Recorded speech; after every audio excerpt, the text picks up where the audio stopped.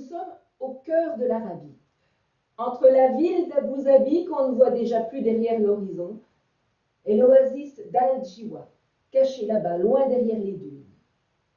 Et sur ce chemin caillouteux, poussiéreux, marchent trois hommes.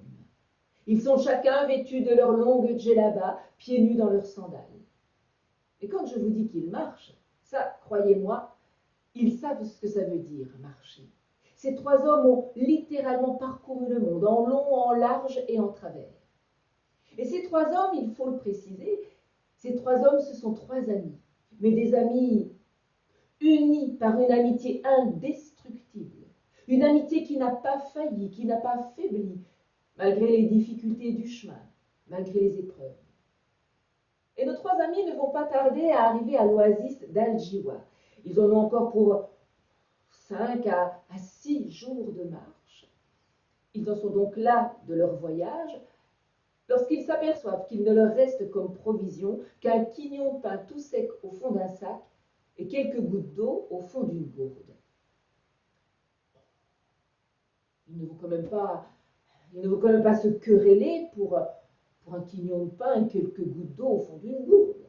Ils ne vont quand même pas briser une si belle amitié pour si peu de choses. Alors ils décident de partager.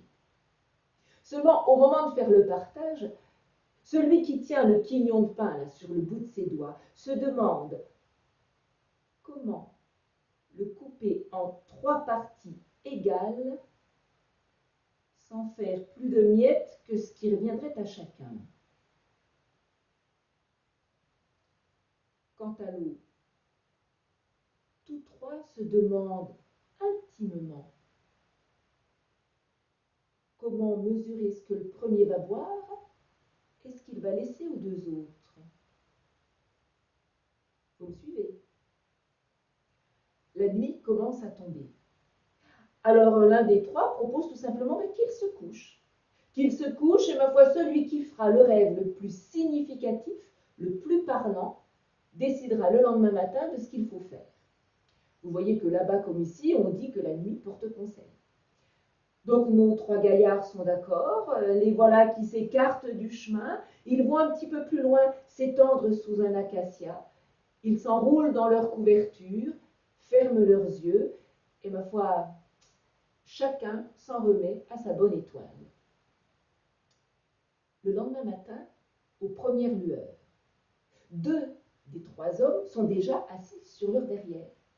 Et le premier dit « Oh, il faut que je vous raconte mon rêve. Les mots me manquent pour vous décrire le pays merveilleux dans lequel je me trouvais. J'étais sur un chemin. Et de chaque côté, il y avait une campagne absolument magnifique. Des champs couverts de fleurs. Des fleurs comme on n'en a jamais vu pendant tout notre long voyage. Oh, l'air était frais, était léger. Et tout d'un coup est apparu un homme devant moi. Oh, un très vieil homme, tout de blanc vêtu, une longue barbe grise, une canne à la main. Sans doute, à n'en pas douter, un saint homme, un grand sage.